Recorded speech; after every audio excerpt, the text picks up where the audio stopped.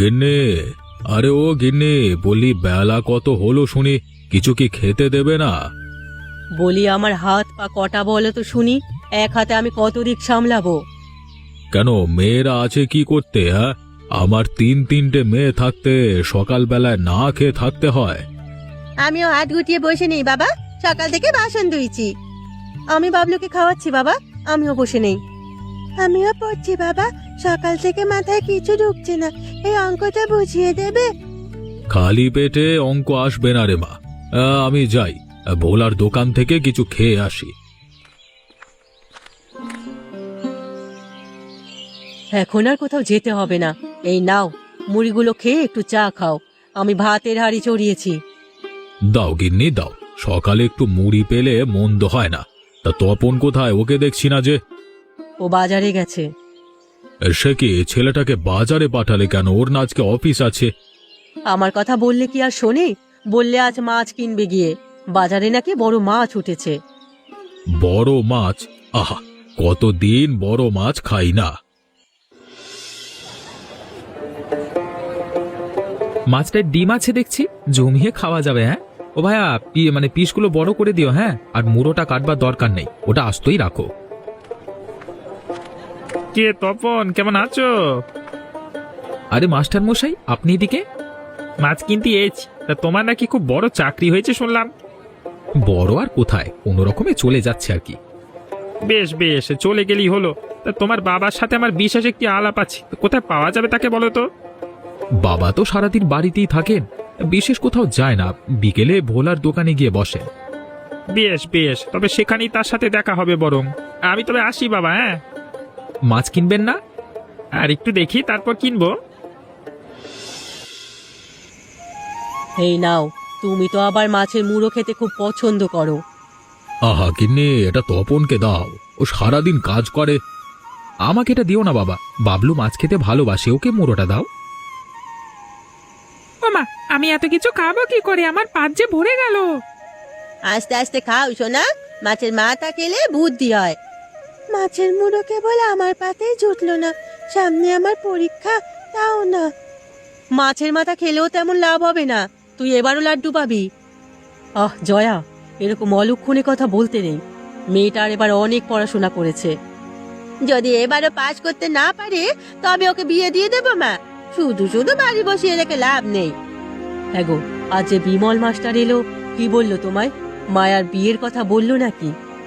মায়ার না, তপনের বিয়ের প্রস্তাব নিয়ে এলো। দাদার বিয়ে এত তাড়াতাড়ি? চাকরি করছে তাই সবার চোখে পড়ছে। বিমলের একটা ভাগ্নি নাকি খুব ভালো, গত বছর বাবা মারা যাওয়ায় ওর এখানে উঠেছে। তপনের সাথে তারই বিয়ের কথা বলতে এসেছিল। বিমলের ভাগ্নি হলে তো ভালোই, ওদের মতো শান্ত স্বভাবেরই হবে। তা ঠিক, এদিকে বংশমর্যাদাও ভালো। দেখি বিয়েটা আগায় কিনা। না বাবা, আমার ভাইকে এক্ষুনি বিয়ে করাবো না, আরো কিছুদিন সময় যাক। দিদি একদম ঠিক বলেছে, বৌদি এসেই সংসারের চাবি হাতে করে নেবে, এত সহজে তা আমরা হতে দেব না। আজ না হোক কাল বিয়ে তো ওকে করাতেই হবে, আর সব মেয়ে কি একরকম হয় রে? দেখবি বৌমা এলে তোদের সাথে মিলেমিশেই থাকবে। বিয়ের আগেই বউ বানিয়ে ফেলেছো মা, বিয়ে হলে কি জানি হয় কে জানে। ও দিদি, তখন তো আর এ বাড়িতে থাকতে পারবো না, বউ এলে দেখবে সবাইকে তাড়াবে। এখন থাকতে পারলে তখনও থাকতে পারবি জয়া। আর জামাইয়ের কোনো খোঁজ খবর নেই কেন? সে 2 মাস হলো তাকে রেখে গেছে, একবারও দেখা করতে আসেনি। বুঝেছি, তোমরা আমাকে সরাতে চাও। বেশ, আমি আজই ওকে চিঠি লিখবো, কাল সকালে তোমাদের বাড়ি থেকে চলে যাবো, এই আমি বলে দিলাম। আহ জয়া, তুই এত রাগ করছিস কেন? তোর বাবা তো আর তোকে চলে যেতে বলেনি। কোন কথার কোন অর্থ হয় সে আমরা ভালোভাবেই জানি মা, আমাকে ওসব শেখাতে এসো না। মিনু, ও মিনু, কোথায় গেলি মা? আমি এখানে মামা, কি হয়েছে? চেঁচামেচি করে বাজি মাথায় তুলেছো কেন? হ্যাঁ, তোর বিয়ের পাকা কথা হয়েছে মেয়ে, আজকে তপনের বাবা ডেকে পাকা কথা বললেন রে। সে কি, আমার বিয়ে আর আমি জানি না? সেদিন বললাম না তপনের সাথে তোর বিয়ের কথা চলছে। নে নে, এবার তোর মাকে একটা চিঠি লিখতো, বল কালকেই যেন চলে আসে, বল। ও মা, কালকে আসবে কেন? বিয়ে কি এ মাসেই? হ্যাঁ, সামনের সপ্তাহেই তোদের শুভ বিবাহ, বুঝলি?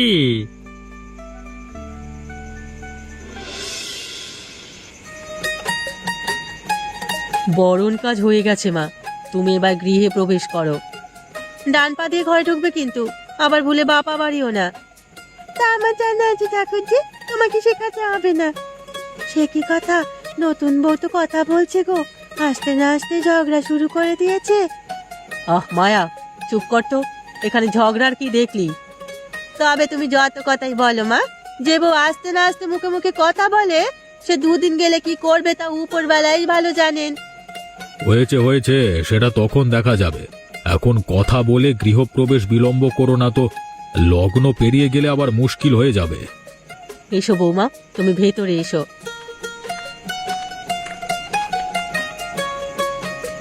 হা করো বউ, শ্বশুর বাড়িতে এসে একটু মিষ্টি খেতে হয়। সে কি, একটু মিষ্টি খেলে আর একটু খাও। আমি মিষ্টি খেতে পারি না দিদি, আর খাবো না। সে কি কথা, নতুন বউ নাকি মিষ্টি খায় না? এরকম কাণ্ড তো কোথাও দেখিনি। রাখ দিদি রাখ, আমরা দিচ্ছি বলে খাবে না, এমনিতে দেখবি মিষ্টির পোকা। কি, আমি তুলে দিচ্ছি বলে নতুন বউ মিষ্টি খাবে না? কেন রে তপন, বিধবা হয়ে আমি কি অন্যায় করে ফেলেছি? হ্যাঁ, আর যদি আমার স্বামী থাকতো তবে এ কথা শুনতে হতো না। না না দিদি, ও এমনিতে মিষ্টি পছন্দ করে না, তুমি এতে কষ্ট পেও না। বৌদি কি পছন্দ করে কি পছন্দ করে না তা তুই জানলি কি করে দাদা? তোদের কি আগে থেকে যোগাযোগ ছিল? মা অনেক হয়েছে, এবার ওকে ঘরে নিয়ে যাও তো। হ্যাঁ হ্যাঁ, বাইরে অনেক ঠান্ডা, বৌমাকে তার ঘরে দিয়ে এসো। চলো মা, আমার সাথে চলো।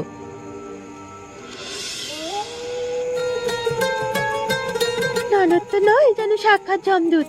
গোয়েন্দার সামনে এসে পড়লেও এত জেরা করে না। ওরা একটু এমনই, তোমাকে সবার সাথে মানিয়ে নিতে হবে। মানিয়ে নেবো কেন? আমি তো মানিয়ে নিতে এখানে আসিনি। সে কি, তাহলে কি ননদের সাথে ঝগড়া করবে? তাও হবে না, কারণ তার আগেই ওদের সাথে মিশে যাব। যাক বাবা, হাঁপ ছেড়ে বাঁচলাম। তুমি তবে অন্য বউদের মতো নও। অন্য বউদের মতো মানে? কটা বিয়ে করেছেন আপনি? না না, আমি আগে বিয়ে করিনি কোনো।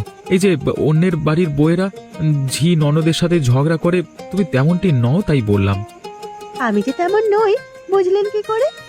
তোমার কথা শুনি বুঝতে পেরেছি গো। বেশ, বুঝলে ভালো। এখন আমার খুব ঘুম পাচ্ছে, আমাকে ঘুমোতে দিন তো। সে কি, রাতে খাবে না? না, আমার খুব মাথা ধরেছে, আমি এখন ঘুমাবো। হ্যাঁ গো দিদি, বউয়ের চোপা দেখেছো? মুখের ওপর কথা বলতে ছাড় দেয় না। শহরের মেয়ে বুঝলি না, মুখে মুখে তর্ক করে অভ্যাস আছে।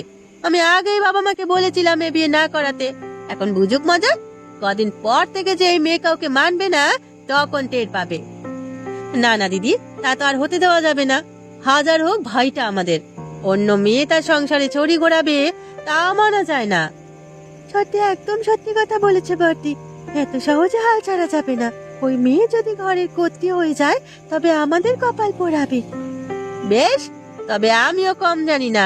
ওই মেয়েকে যদি চুলের মুঠি ধরে না নাচায়, তবে আমার নামও রাসমণি না। ও মা, আমি সব বলে দেব। সে কি, তুই ঘুমাসনি? না, আমি জেগে জেগে তোমাদের সব ষড়যন্ত্র, সব মন্ত্রণা শুনেছি। তা কি শুনেছিস তুই? তোমরা সবাই মিলে নতুন মামিকে সায়স্তা করবে। আমি সব বলে দেব ওদের। তবে রে দুষ্টু বাদর, আজ তোর একদিন কে আমার একদিন।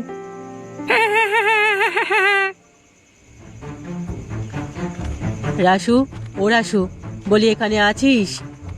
কি হয়েছে মা? তিন বোন দরজা বন্ধ করে কি গুজুর গুজুর পুসুর পুসুর করছিস? ওদিকে আমার হয়েছে যত যন্ত্রণা। তোমার আবার কি হলো মা? বৌমা নাকি খাবে না, নতুন বউ কিছু মুখে দেবে না, তা কি করে হয় বলতো? জমিদারের মেয়ে, গরিবের বাড়ির খাবার কি করে মুখে রুচবে? চুপ কর ছুরি, তোদের জন্যই এসব হয়েছে। কতবার বললাম বউটার পিছনে লাগিস নে, বেচারি আসতে না আসতে তার পেছনে উঠে পড়ে লাগলি। ও বাবা, বউ আসতে না আসতে মা দেখছি তার পক্ষে চলে গেছে। আমাদের পক্ষের একজন লোক কমে গেল, কি বলিস দিদি? হাসি রেখে আমার সাথে আয়। আর রাসু, তুই গিয়ে দেখ তো কি হয়েছে। ঠিক আছে, আমি যাচ্ছি।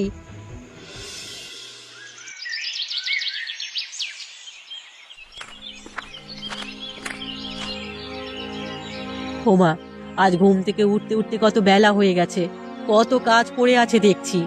একা হাতে কিভাবে সব শেষ করব। রাসু, ও রাসু, কোথায় গেলি মা? ও মা, রান্না চড়িয়েছো? কাল রাতে সব কাজ সেরে ঘুমোতে দেরি হয়ে গেছে, এখন উঠে দেখে বেলা দুপুর হয়ে গেছে। না লা, আমি কেবল উঠলাম, এখন নাস্তা তৈরি করব কখন আর ভাত চড়াবো কখন? সে কি, তোমায় চা দিল কে? কে দেবে আর? বৌমা দিয়েছে। সকাল সকাল বৌমা আমাকে ডেকে চা নাস্তা খাওয়ালো। বৌমা দিয়েছে? ও উঠে গেছে এত সকালে? বাবা, নতুন বউ আসতে না আসতে রান্নাঘরে চলে গেছে। কোথায় ও, কোথায়? এই তো দিদি, আমি এখানে। নিন, এক কাপ চা খেয়ে নিন। হ্যাঁ বৌমা, চা খেয়ে কাজে নামতে হবে, আজ অনেক কাজ হাতে। আজ আমার শরীরটা খুব খারাপ লাগছে মা, আমি কিছু করতে পারবো না। সে কি, তোর আজ কি হলো? রাতে তো দিব্যি ভালোই দেখলাম, সকালে উঠেই কেমন মাথাটা ঘুরছে মা, মনে হচ্ছে এক্ষুনি পড়ে যাব। হাই প্রেসার, কতবার বললাম দুশ্চিন্তা করিস না খুকি, চিন্তা করে করে প্রেসারটা বাড়িয়েছিস। তাহলে আপনার আর কোনো কাজ করতে হবে না দিদি, আজ আপনি বিশ্রাম নিন। সে কি, ও কাজ না করলে করবে কে? কেন আমি? তুমি ওসব কাজ পারবে মা? পারবো না আবার? আর আজ আপনিও বিশ্রাম নিন, কাল অনেক দখল গেছে আপনার উপর। চলো মা, তাহলে দুই মা মেয়ে বসে মাথায় তেল দিগিয়ে। না মা, আমার এত সময় নেই, আজ আবার খোকার কাপড়গুলো ধুয়ে দিতে হবে, আমি তাই করি গিয়ে। বেশ, তবে আমি যাই গিয়ে, দেখি বাবলুটা হয়তো উঠে গেছে। রাসুমা, এদিকে আয় তো। কি হলো বাবা, ডাকছো কেন? তোর জন্য হোমিওপ্যাথি ওষুধ এনেছি, নে এক মোটা খেয়ে নে তো। ইয়ে মা, এ আবার এই তেতো ওষুধ খেতে হবে? হ্যাঁ, খেলে একদম সুস্থ হয়ে যাবি। আয় মা, আয়।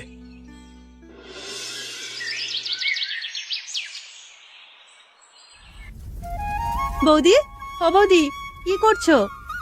রান্না করছি ঠাকুরজি। কি কি রান্না করলে? মাছ, মাংস, শাকসবজি সব আছে। আজ কিন্তু আমার বর আসবে, তার জন্য একটা মাছ ভাজি করে রাখবে। মাছের তরকারি আছে, আবার ভাজি করার কি দরকার? তুমি এত বেশি বুঝো না তো বউ, ও যেভাবে বলছে সেভাবে রান্না করো।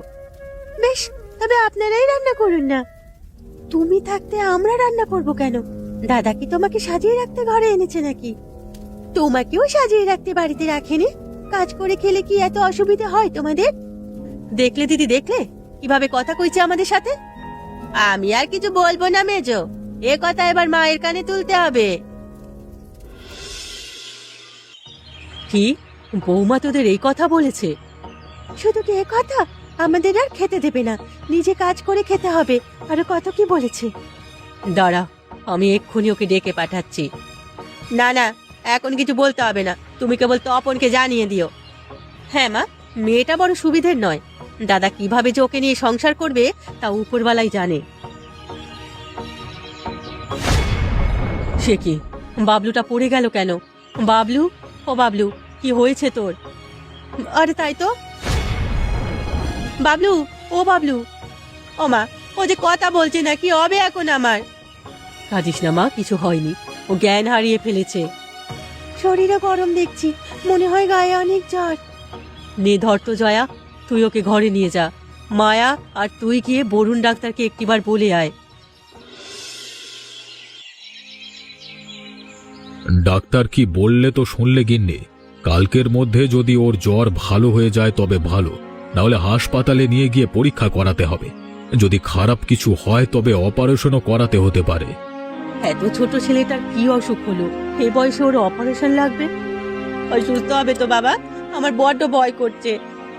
ওপরওয়ালার উপর ভরসা রাখ মা, আশা করি খারাপ কিছু হবে না। হ্যাঁ দিদি, দেখবে বাবলু কাল ঠিক সুস্থ হয়ে যাবে। মা, ও মা, বাবলুর কি হয়েছে? ও তপন, তুই এলি, আমাদের যে সর্বনাশ হয়ে গেল বাবা। ঘটনা শুনেই আমি বের হয়ে এলাম। ও কেমন আছে এখন? এখন কিছু বলা যাবে না, জ্ঞান ফিরুক তারপর দেখা যাবে। আর ডাক্তার তো আসবেই রাতে, তখন শুনো সব। এখন যাও সবাই, ওর ঘরে চেঁচামেচি করো না। যান আপনারা, আমি ওর কাছে আছি।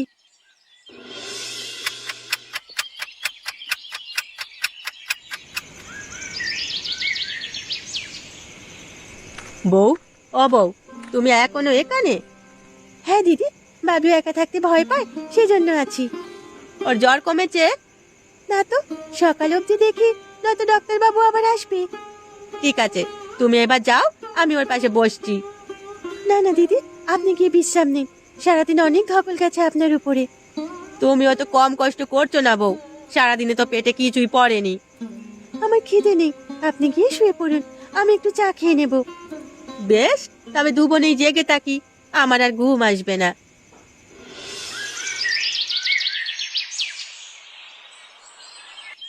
বাবলু রিপোর্ট ভালো আসেনি, ডাক্তার বলেছে অপারেশনটা তাড়াতাড়ি করাতে হবে। কি অপারেশন লাগবে? ডাক্তার যা বলল তা তো নিজের কানে শুনলে। এখন তোমাদের যা ভালো মনে হয় তাই করো। কি আর করার, অপারেশন করাতেই হবে। আমরা আমাদের দাদু ভাইকে অকালে হারাতে চাই না। কিন্তু তার জন্য টাকা লাগবে অনেক, আমাদের হাতে তো এত টাকা নেই।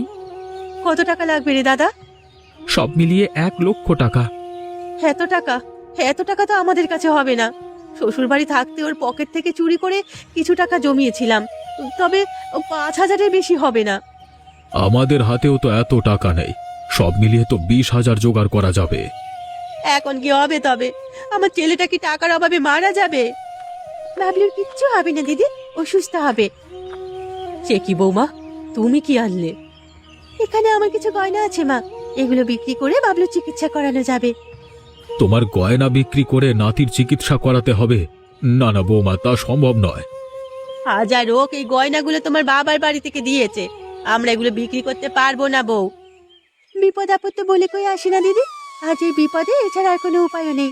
আপাতত এগুলো বিক্রি করে চিকিৎসার খরচ সংগ্রহ করুন, পরে আবার গয়না গড়ানো যাবে।